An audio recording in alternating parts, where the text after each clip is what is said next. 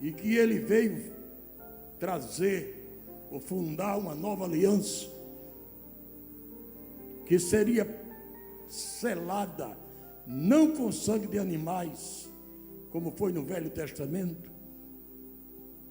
Quando o povo fizeram aliança com Deus, os animais foram mortos e o sangue significava o selo daquela aliança. E eles se tornaram a partir dali pessoas compromissadas com aquilo que se diz, a palavra, os mandamentos, o que Deus havia exigido. Mas Israel era egocêntrico, egoísta. Tornou-se uma nação egoísta. Achava que Deus só queria eles. Só era para eles aquela aliança,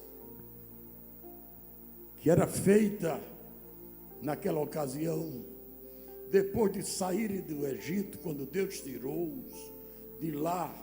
Eles estavam escravizados, trabalhando por um prato de comida, e se reclamasse, levava uma pisa, apanhava, ia para o cárcere.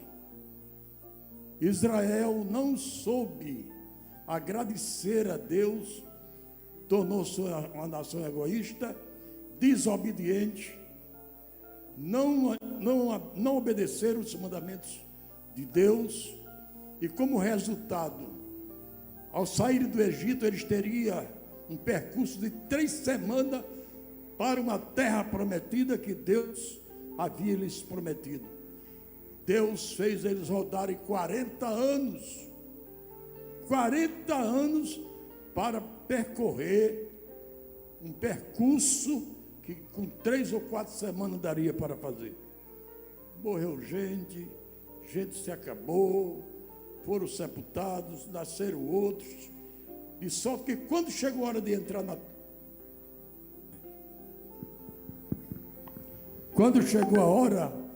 na terra prometida, foi preciso renovar aquela aliança, e desta feita foram trazidas as crianças, os jovens, para circuncidarem, que era uma aliança feita entre Deus e Abraão, o pai dos judeus.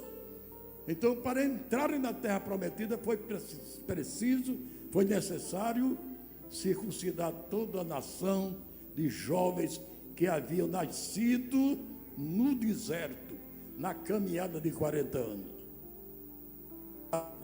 Quando Jesus chegou,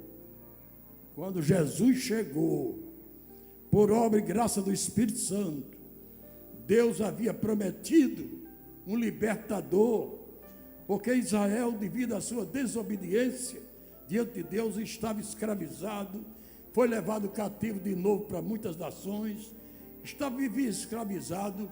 Aquilo que era deles da terra prometida, que não faltava nada, agora estavam comprando por dinheiro, não tinham liberdade, porque cavaram para si a escravatura novamente, arranjaram de novo, e agora estava pagando pela água, pagando pelo alimento.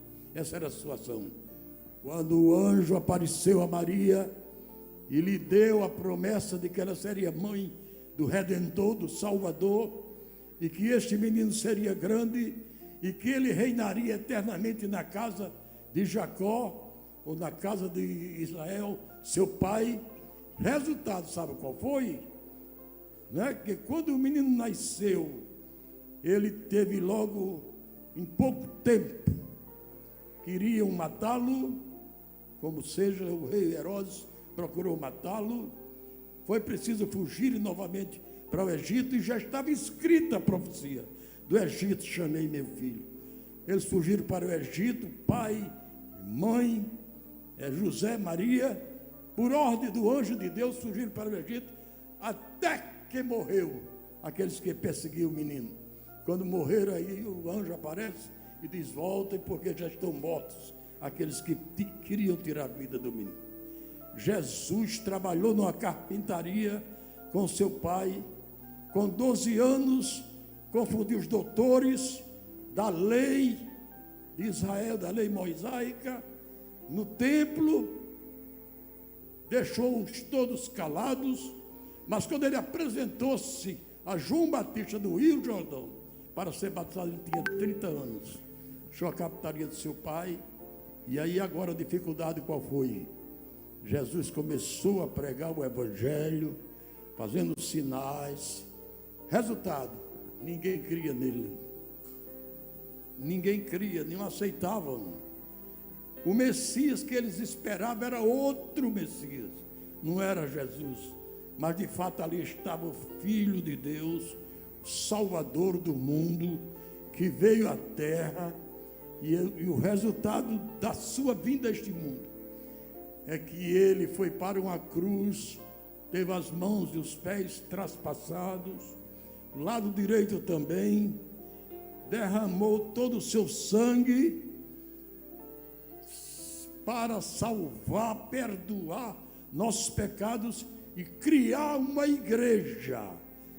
Israel não cria, Israel não recebeu, achou que era só deles a salvação, mas a salvação é extensiva depois de Cristo a todas as criaturas do mundo. E eu louvo nesta noite a Deus por esta semana municipal de cultura. Eu louvo a Deus por isso. Estamos dando início aqui nesta cidade que eu acho que merece muito mais evangelho do que nós estamos transmitindo. Precisa de muito mais. Temos que unir as mãos, os corações e tocar a trombeta aqui em Cabedelo e dizer que Jesus é o Salvador. Dizer aos quatro cantos dessa cidade, pregar esse evangelho, porque fora deste evangelho não há salvação para ninguém. Não existe. Não tem, na própria palavra reencarnação, me desculpem se eu estou ferindo alguém, não tem um própria palavra purgatório, isso não existe. Também me perdoe se eu estou ferindo, não existe. Não tem caridade que você faça, que resolva, que apague os seus pecados, que perdoe os seus pecados. Não, mas o sangue de Jesus nos purifica de todo pecado. O sangue de Jesus é a resposta para a justiça de Deus. Jesus veio e pagou o meu preço, nosso preço. Ele pagou com a sua vida, com o seu sangue.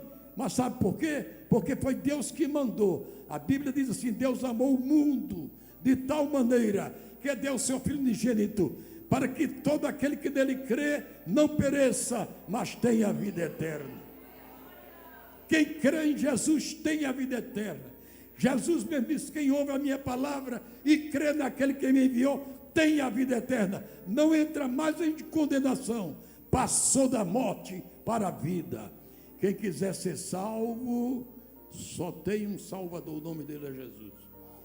E o homem está sujeito a morrer a qualquer momento. Eu estou falando aqui esta noite. Todos olham para mim e sabem que eu não sou mais jovem. Sou um homem idoso. E a qualquer hora a minha vida pode ser ceifada.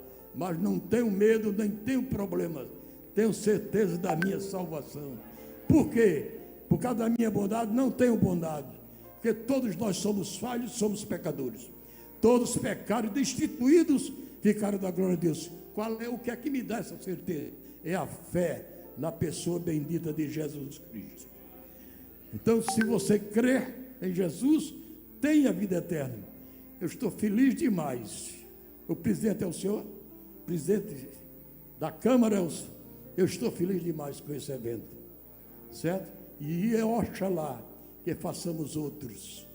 Que tenhamos a cobertura das autoridades e do município de Cabedelo, para fazermos aqui grandes cruzadas, né? Juntando os evangélicos e juntando os católicos, amigos que poderão ouvir a palavra de Deus nesta cidade, com uma grande multidão, pregando, cantando, trazendo pessoas de fora, não quero dizer artistas, mas pessoas que se sobressaem no meio evangélico, que são cantores, que são pregadores. Nós temos em mente promovermos aqui grandes trabalhos para a glória do nome de Jesus. Não é para a glória de uma denominação, nem de uma igreja, mas para a glória do nome de Deus. Nós precisamos nos unirmos, irmãos, juntarmos as mãos, darmos força uns aos outros para levarmos esta palavra. Como a irmã estava falando, um avivamento, estamos carentes. Avivar quer dizer reacender aquele que está se apagando, não é?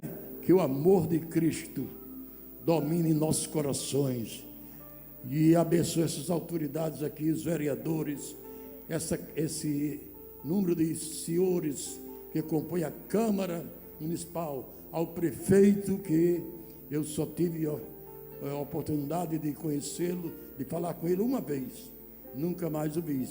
Não sei exatamente como isso vai acontecer, mas eu quero estar bem perto do prefeito dessa cidade, quero estar bem perto dos vereadores, quero estar bem perto dessa classe política que muitos desfaz, que muitos zombam, que muitos criticam. Elas podem serem úteis no trabalho do Senhor, na divulgação do Evangelho, porque durante o ministério de Cristo Jesus, nosso Salvador, ele teve o apoio, os apóstolos tiveram o apoio das autoridades da época, que ajudaram, que contribuíram para que a divulgação do Evangelho fosse mais adiante. Glória a Deus. Por isso nós agradecemos a oportunidade que tivemos. Me perdoe o tempo